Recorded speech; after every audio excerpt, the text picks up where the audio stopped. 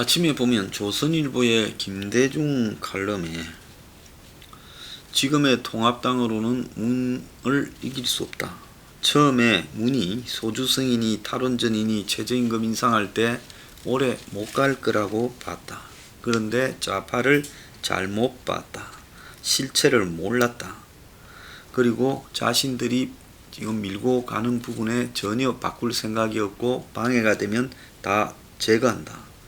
그들은 이제 176석을 확보해서 지금 다 밀어붙이고 있다. 조국, 윤미향, 윤석열 제거까지 하고 싶은 대로 한다. 그러면서 남북 통합이니 대미관계 청산이니 헌법 개정까지 이어지고 있고 사법, 입법, 행정 부분에서 모두 장악이 되어 독재의 길로 들어서고 있다. 몇 년 전만 해도 이런 행포 독주는 국민적 저항을 받았는데, 자, 광우병이건 최순실이건 민주화건 툭하면 그리로 뛰쳐 나왔는데, 지금 이 정권이 저렇게 아나무인 무소불위 반민주적이어도 길거리가 한산하다. 시대가 바뀌어서 그러냐. 자, 과거 대한민국에 녹을 멀었던 높은 사람들도 다 입을 다물고 있고, 이 보수 진영에는 뭘 당할까봐 겁이 나서 다 조용하다. 그런 상황이기에 야당의 역할이 더욱 중요한데, 야당이 지금 국회에 들어간다 하지만은 들어가봤자 할 일도 없다. 법사위원장은 물론이고 상임위원장 다 뺏겼다. 35조짜리 추경이 휙 하고 지나가는 소리에 눈을 멀뚱거리고 있다. 들어가서 특검이니 탄핵이니 뭐니 하겠다는 소리도 있지만은 결국은 둘러리 설 게 뻔해지고 있다. 의사당이냐 길거리냐 문제가 아니라 이 야당으로 정권을 찾아올 수 있느냐라는 본질적인 문제가 있다. 자, 논평이라고 뭐라 해봤자 결국은 그걸 가지고 정권을 꺾을 수도 없다. 통합당을 해체하고 야당을 새로 만들어야 되는데, 지금 지도자를 날림으로 만들어 1년 반의 뒤에 대선에 세울 수도 없고, 급조된 지도자가 이 치밀한 좌파 정권을 이길 리도 없다. 이긴다 해도 좌파가 압도적인 국회에서 야당 대통령이 뭘 할 것도 없다. 새로운 야당이 등장하려면 목표가 2022년 대선이 아니라 2024년 총선이 돼야 된다. 그래서 그 총선에 이기고 그 연장선상에서 2027년 대선에서 이겨야 된다. 지금 통합당으로는 그 일을 해낼 수 없다. 그래서 이 보수 재집권은 저 당으로는 안 된다. 김대중이 이렇게 결론을 내렸습니다. 엊그제인가 어떤 분이 댓글에 달았더라고요. 세종문화회관에 돈 내고 행사한다고 가봤는데 보수단체들 모여가지고 리더란 사람들 모여서 그냥 울분만 토하고 있더라. 참 저래갖고 뭘 되겠는가 한심하더라 하고 누가 또 댓글을 올렸습니다. 자, 그런데 저는 좀 이 김대중이나 조선일보의 칼럼도 웃기거니와 현재 미통당도 웃기고, 솔직히 말하면 이 보수의 열렬한 지지자라고 생각하며 비분관계하는 대중들도 좀 웃긴다고 생각하고 있습니다. 세상이 변화하면 그 변화하는 세상에 맞추어서 바꿀 줄 알아야 집권을 하지 않습니까? 자, 그 바꿔라는 이야기를 제가 총선 전에 얼마나 그때 한국당 때 했습니까? 서너 번을 새벽에 가가지고 조참 모임을 의원들 열댓 명씩 하고 하면서 이대로는 안 된다. 바꿔라고 엄청 이야기했습니다. 거의 벽에다 대고 계란 던지는 목소리였어요. 저처럼 이런 사람도 없어요. 다 그냥 찾아가서 비벼서 개인적으로 공천이나 받는 인맥을 쌓고 자기 그냥 이런 광고나 해서 선거 때 한 공천 한 자리나 받는 게 낫지. 전체 그런 보수의 승리를 위해서 이렇게 가야 된다 하는 출마도 출마 안 하려면서 그런 정성을 보이는 사람도 없다라는 겁니다. 그런데 듣는 태도가 틀려먹었더만은 역시 그냥 쥐뿔도 관심이 없는 겁니다. 내가 국회의원 계속 해먹을 수 있나 머릿속에는 그 생각만 있고, 그 다음에 내가 국회의원 계속 해먹을 수 없으면 세상에 아무 일도 나한테는 관심거리가 아니다. 내가 왜 문정권과 맞서서 내가 이 모난 돌이 직 맞는다고 내가 맞을 이유가 뭐가 있나. 내가 왜 기득권에 대해서 그 방향을 보수 수구 기득권을 비판하고 그들과 등을 지는 그런 쪽에 일을 하나. 그렇게 해봤자 내 주머니에 들어오는 수입만 줄어들지 않겠느냐. 자, 그것이 쭉 깔려있는 보편적 생각이라는 겁니다. 자, 그러다 보니 그 사람들의 생각은 좋은 게 좋은 거고 두루두루 힘세고 기득권하고는 적당히 그냥 이 고함치고 하는 척 하지만 본질은 안 거들고, 그리고 우리 사회에 이 기득권하고는 물밑으로 잘 통해야 되고 그들의 본질적인 이해관계를 해치는 문제에서는 나설 필요가 없다. 왜 미통당이 이재용이 문제에 저렇게 침묵을 김종인이 이하 주호영이부터 전부 다 지키고 있는 줄 아십니까?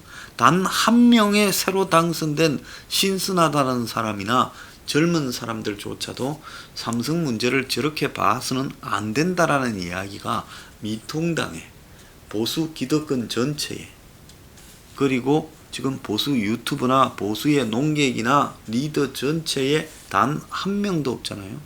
저밖에 없지 않습니까? 왜 그런 줄 아십니까? 그 사람들은 제가 재벌을 비판하니까 좌파다.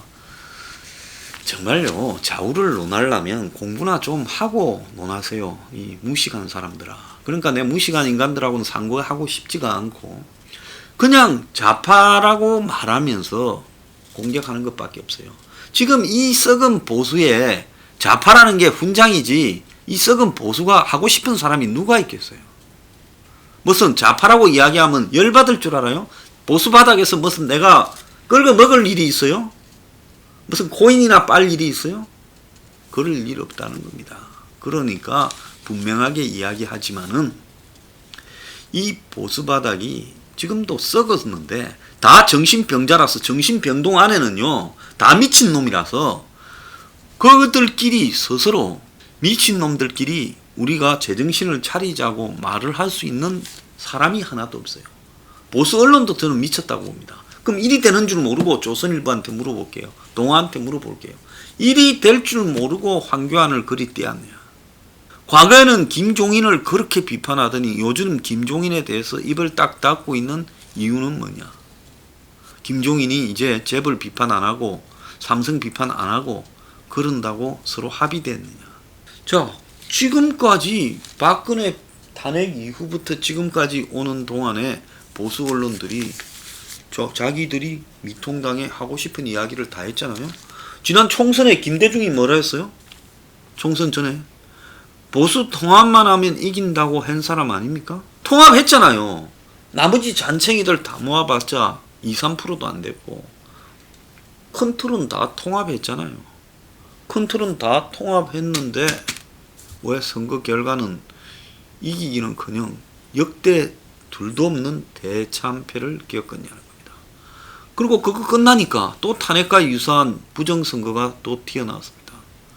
그러면서 이 선거를 망쳐버린 자들에 대한 비판과 보수의 지금 무엇이 문제인가 하는 비판이 쭉 나오고 그 속에서 책임질 자들은 책임을 지고 보수가 변화해야 될 방향을 정리해야 되는데 머릿속에 들었거나 안 들었거나 할 관계없이 전부 부정선거로 다 몰아가고 거기에 동참 안 하면 집단적인 마치 파시즘처럼 너는 가짜야.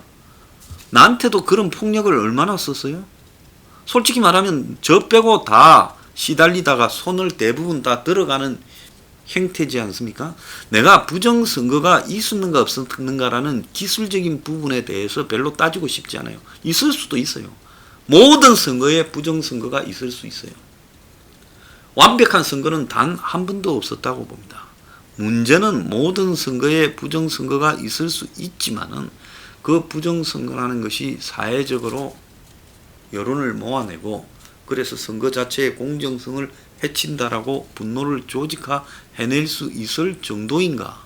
아니면 현장 차원에서 벌어졌던 미숙함이나 실수나 이런 것들인가 하는 부분에서는 차원이 달라요. 근데 수학적 통계 운운하면서 버텨렸는데 지금 선거 끝난 지 몇 달 됐어요? 석 달째 가고 있어요. 그래서 부정선거에 얼마만큼의 진전이 있었습니까? 적들이 막으니까요. 그럼 뭐 끝까지 막겠죠. 안 막을 거라고 생각하고 부정선거 제기했어요.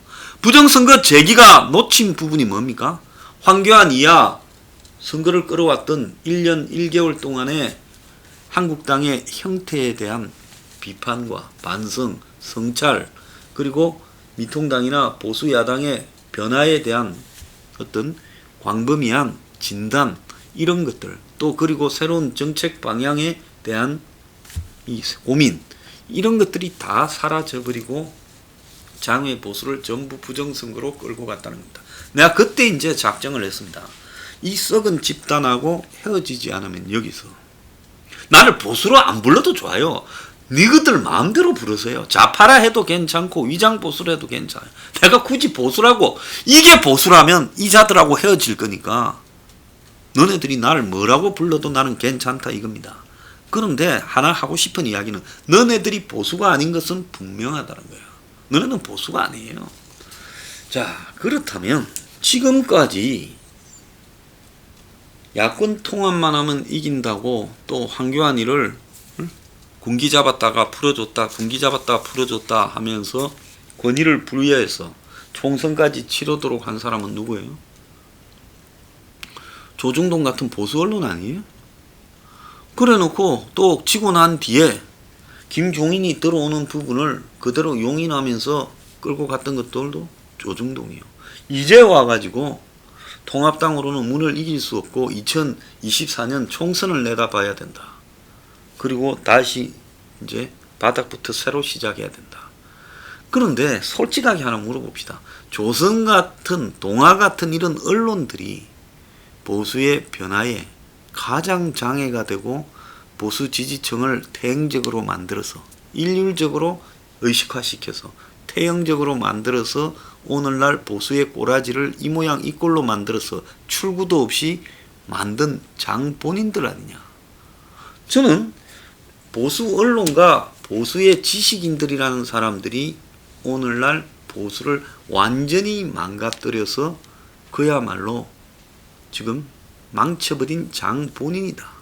그리고 이 보수판에 누구든 권력을 잡으면 그 권력을 잡은 자와 딜을 치면서 그 권력 잡은 자의 본질을 이렇게 가리고 그야말로 그들에게 대중들이 지지를 하도록 이렇게 분을 바르는 역할을 다 해왔다는 거예요. 이거는 뭐냐? 권력에 대한 속성들이 기본적으로 보수 언론이나 보수 지식인들에게는 있는 거예요. 그러면 이 보수 언론이나 보수 지식인들이 진짜 보수냐? 난 보수가 아니라고 봅니다. 이거는 뭐냐? 기득권을 유지하기 위해서 보수이냐 하는 거죠. 기득권을요. 과거에는 그게 통했죠.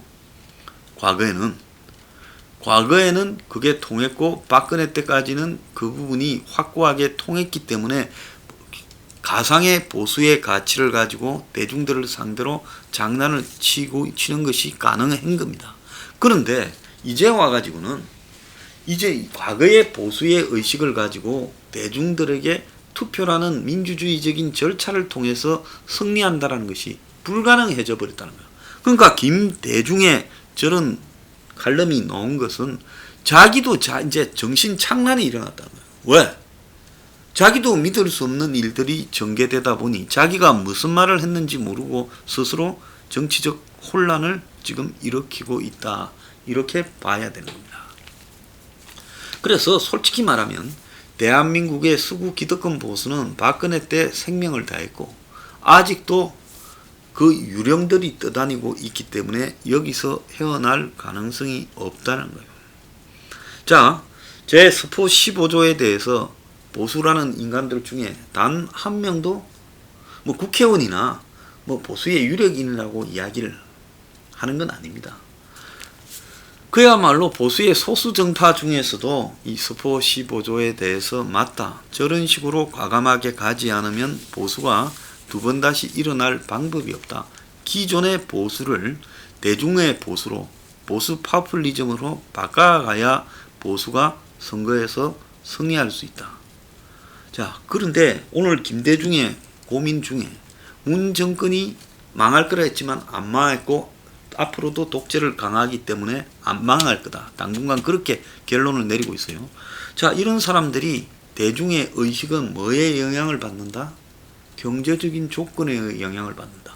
그렇게 문 지지자 같았던 20대, 30대, 40대가 부동산하고 인국공이 생기니까 등을 돌리잖아요. 그러면 가치라는 거는 뭐예요? 지 자신의 이익이 될 것 같다고 생각하기 때문에 미는 거예요. 그런데 지금까지는 쏘가서 지 자신에게 이익이 될 거라 생각했지만 구체적인 문제에 딱 등장하니까 아니네. 그러면 어제까지 그렇게 대깨문을 했다 하더라도 오늘날 자기 이해하고 엇갈리게 되면 등을 돌린다는 겁니다. 그러니까 지금 문가리우스한테 전부 등을 돌리는 일이 시작된 거예요. 이걸 모르고 우리는 틀렸다. 일제하에서 독립할 방법이 없다. 앞으로도 대동아 공영권을 통해 그냥 협조하면서 살아야 되겠다. 한 100년 뒤에나 해방이 될란가. 그렇게 생각을 했던 1940년대의 조선의 지식인들하고 오늘날 보수 지식인들하고 뭐가 다르냐는 겁니다. 똑같은 것들이라는 거예요.